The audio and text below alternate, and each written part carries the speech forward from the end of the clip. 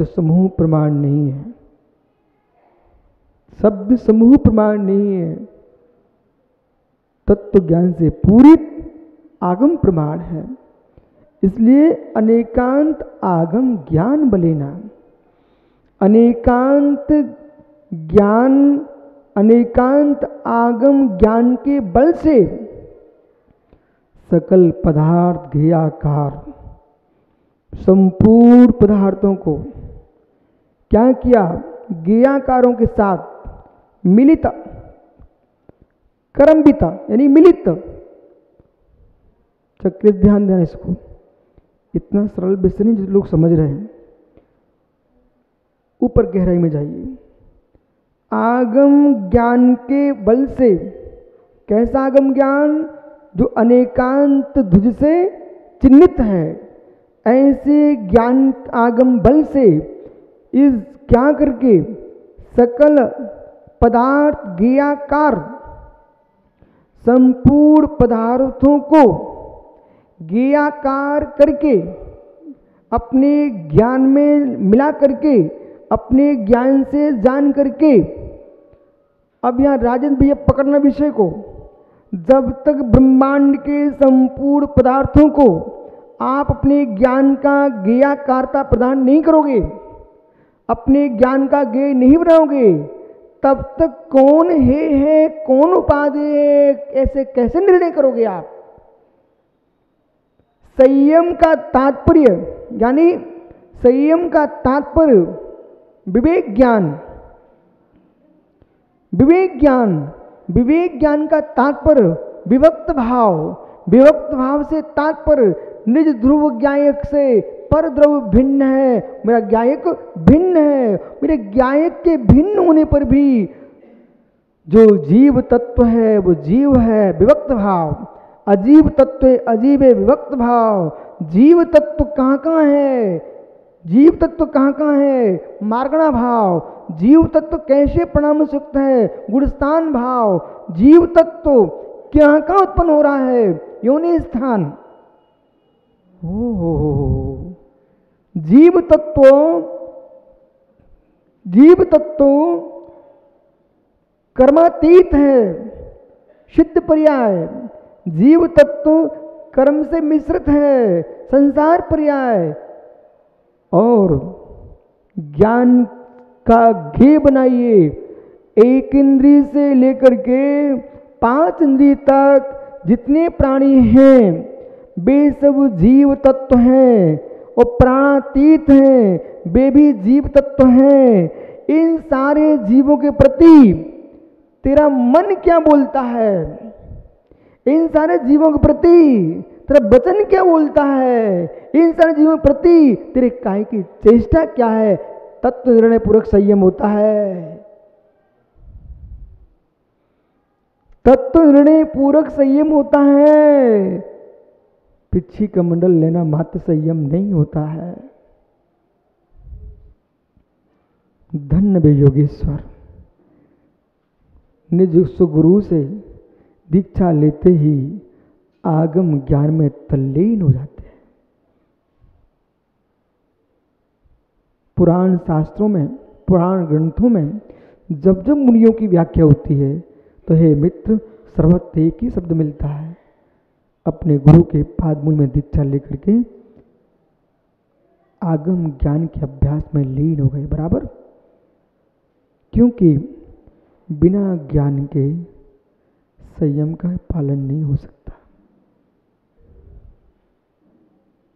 बिना ज्ञान के संयम का पालन नहीं हो सकता। किसी भी मशीन को चलाना चाहते हो उसका ज्ञान तो होना चाहिए, यंत्र को चलाने के लिए यंत्र का ज्ञान होना चाहिए। यंत्र का ज्ञान होना चाहिए, चलेगा कैसे? मंत्र को जानने वाले को मंत्र की विधि का बोध होना चाहिए कि मंत्र का प्रयोग करेंगे कैसे। हे मित्र, संयम यदि मंत्र है, संयम यदि यंत्र है, तो ये आत्मा मांत्रिक है, आत्मा तांत्रिक है, आत्मा यांत्रिक है, आत्मा तंत्री है, आत्मा मंत्री है, आत्मा यंत्री है। समझ में आ रहा है क्या? हे जीव, सकल पदार्थ गेयाकार, कोई ऐसा विषय नहीं छूटना चाहिए जिसे तुम जानो मत। त्रिविध रूप से जानना। कैसे जानना? त्रिविध रूप से जानना। गेय रूप, हे रूप, उपादेय रूप। गेय रूप, हे रूप, उपादेय रूप। बराबर? कुछ पदार्थ मात्र गेय रूप हैं। मात्र शब्द का ध्यान रखना। कुछ पदार्थ उपादेय भूत हैं, कुछ पदार्थ हे भूत हैं, कुछ हे उपादेय भूत हैं, पर गेय भूत तो सभी ही हैं। गेय भूत तो सभी हैं। चलिए,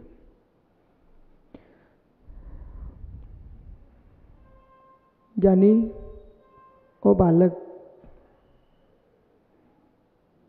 मित्र, रास्ते पे कांटे पड़े हुए हैं, आपको क्या करना चाहिए?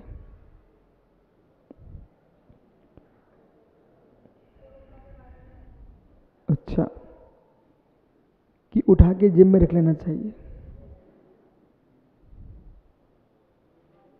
मार्ग में कांटे पड़े हुए हैं तो उठा के तुम दूर फेंकोगे तो घर कब पहुंचोगे?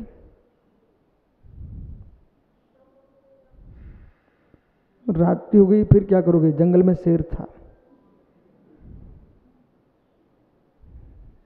दिमाग से उत्तर दो। मार्ग में कांटे हैं बेटा, तो आपको उन कांटों को क्या करना चाहिए? बाजू में रखोगे। संध्या का समय है, जहां से आप निकल रहे हो जंगल में शेर रहता है और घर आपको पहुंचना है। जब तक तुम सारे कांटों को बाजू में रखना प्रारंभ करोगे बेटे, तब तक रात्रि हो जाएगी। घर कैसे पहुंचोगे? शेर है जंगल में।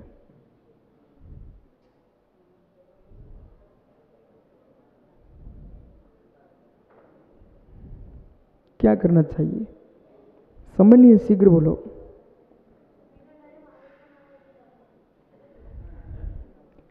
बेटा, भगवान का नाम लेते हो तो अच्छी बात है, पर कांटे तो चुभेंगे ना। चल कैसे पाओगे? सीधा क्यों नहीं बोलते हो ऐसा कि स्वामी, हम कांटों को जानेंगे, हम कांटों को देखेंगे और एक एक स्थान को देख के चलेंगे। जहां कांटा नहीं होगा वहां पैर रख के निकल जाएंगे, क्योंकि रास्ते में शेर है।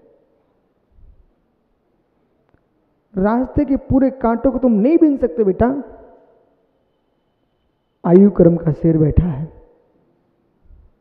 तब तक हमको वो निकल लेगा। और विषय कसायों की रात्रि आ रही है, कांटे बहुत हैं। समझदार पुरुष बेटा कांटों को नहीं बीनेगा, कांटों से बच करके निकल जाएगा। इसलिए कांटे गेय हैं, कांटे हे हैं, कांटे गेय हैं, जानने योग्य हैं। नहीं जानोगे तो चुभ जाएंगे तुमको। सही है कि नहीं? नहीं जानोगे तो चुभेंगे, चल नहीं सकोगे। तो ज्ञान जानिए, कांटे गेय हैं, बच के चलिए, कांटे हे हैं। मित्र, घर पहुंचना उपादेय है। घर पहुंचना, सुरक्षित पहुंचना उपादेय है। मित्र समझ, संसार के विषय कसाए गेय हैं, हे हैं, कांटे तुल्य हैं। मोक्ष मार्ग पर चल रहा हूं, संसार में विषय के साथ दृष्टिगोचर हो रहे हैं, हे भूत हैं, गे भूत हैं, पंच परमेष्टि उपादेय भूत हैं, स्यात् हे भूत भी हैं। निर्ध्रुव ज्ञायक स्वभाव उपादेय भूत है, गे भूत है, हे भूत नहीं है। इस संसार में धीरे से निकल चलो। दुनिया के कांटों को मुझे नहीं हटाना है, कांटों से बच के निकल चलो बेटा, कांटों से बच के निकल चलो। एक कलयुग है, कलयुग है, इसमें कांटे ही कांटे देखे, फूल कम है बेटा, सुमन कम है। बालक क्या नाम? मित्र तनिज, सुन मेरी बात को ध्यान से। मित्र तनुज, कांटे ही कांटे अधिक हैं, सुमन कम है, सुमन कम है। बेटे कांटे अधिक हैं, सुमन कम है, सुमन कम है। समझ। चढ़ाने वाले सुमन बहुत मिल जाए टोकनी भर भर के, माला पहनने वाले सुमन मिल जाए टोकनी भर भर के, पर बेटा सुमन मिलना बहुत कठिन है। सुमन, सुमन, सुमन,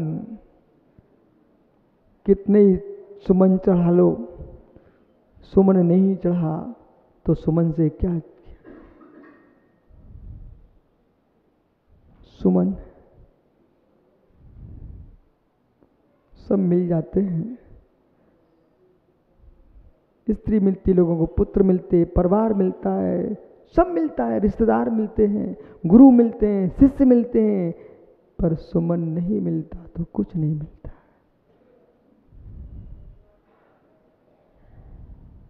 सुमन नहीं मिला तो कुछ नहीं मिला। तनिज, तू शांति का जीवन जी रहा है बेटा, कहीं तेरी शादी हो गई और जो पत्नी तेरी आई उसका सुमन नहीं मिला तो तेरा सुमन जैसा चेहरा सूख जाएगा। सही बेहतर तनिज, ऐसे एक दृश्य मैंने देखा था कि मैंने कहा ओ, ये संसार की लीला है। एक पत्नी अपने पति से लड़ रही थी, अपने बच्चे को छत से पटक रही थी, पति चिल्ला रहा था, मैंने दूर से देखा, मैंने वो बेचारे के चेहरे तो सुमन जैसे दिख रहे हैं पर सुमन नहीं है दोनों के। देखो क्या ना तांडव चल रहा है बेटा। मैंने उसी दिन 9 बार नमोकार मंत्र पढ़ लिया था। बोले एक काम नहीं करना जिसमें तन सुमन होता है पर मन सुमन नहीं होता है, ऐसे लोगों से क्या मिलना। समझ गया क्या?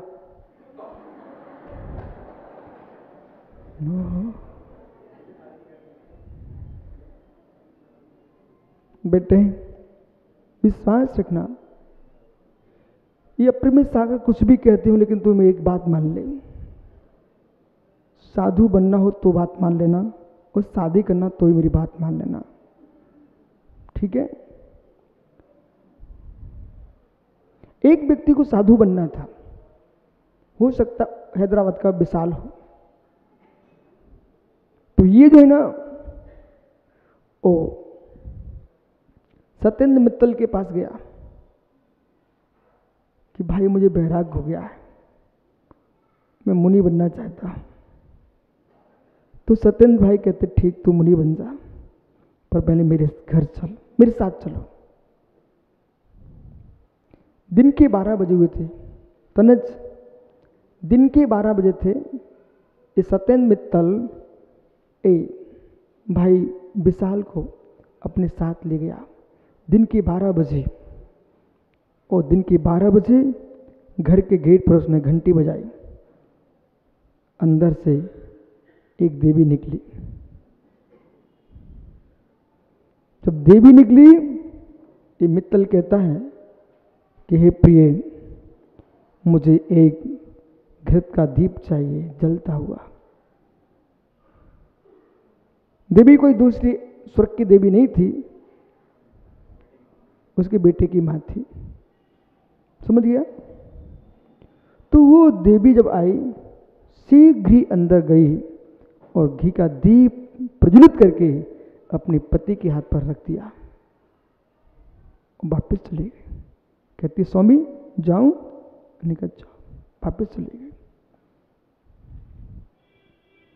वो मित्तल विशाल को अपने साथ आगे ले गया। अभी कुछ नहीं कहा। एक पर्वत की चोटी पर एक महात्मा जी विराजते थे। इस भाई ने आवाज लगाई, महात्मन, मुझे आपके दर्शन करना है, मैं ऊपर नहीं आ सकता हूं। महात्मा जी नीचे आ गए। इन्होंने दर्शन किए। महात्मा जी ऊपर चले गए। फिर थोड़ी देर से आवाज लगाता, स्वामी स्वामी, दर्शन तो कर लिए पर जिज्ञासा की पूर्ति तो हुई नहीं मेरी। वो पुनः वापस आ गए। वापस गए, उसके प्रश्नों के समाधान भी कर दिए। जैसे और ऊपर जाने लग गए तो पुनः कहता है, नाथ आप तो कृपालु हैं, दयालु हैं, एक बात और रह गई है। हम यहाँ तक आए, आपके दर्शन किए, प्रश्न की जिज्ञासा समाधान की, पर आपके चरण स्पर्श तो किए ही नहीं मैंने। महात्मा जी पुनः नीचे आ गए। अब दोनों मित्र, विशाल मित्तल, दोनों वापस आ गए। एक चबूतरे पर बैठ करके सत्येंद्र मित्तल कहता, भाई सुन विशाल, दो बातें तेरे सामने मैंने दिखाई है। ये तुझे शादी करना हो तो मैंने दिन के 12 बजे अपनी पत्नी को बुलाया था, घी का दीप जलाने के लाई मेरी पत्नी, पर उसने ये नहीं कहा कि दिन में दिए की क्या जरूरत है। ऐसी बिना प्रश्न बिना उत्तर देने वाली पत्नी मिल जाए तो शादी कर लेना।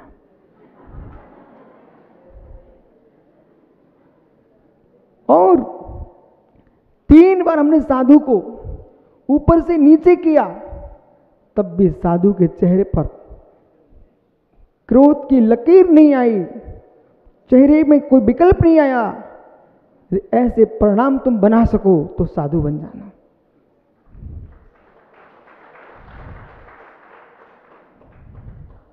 बराबर। अब तना बेटा तू देख लेना, दोनों बातें तेरे सामने मैंने रख दी।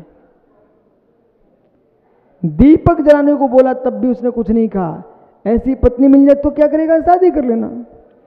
और परिणाम विशुद्ध रहे, किंचित संक्लेश न आए तो मित्र साधु बन जाना। और दोनों तुझे न मिल पाए तो मेरे मित्र सामान्य जीवन जीना।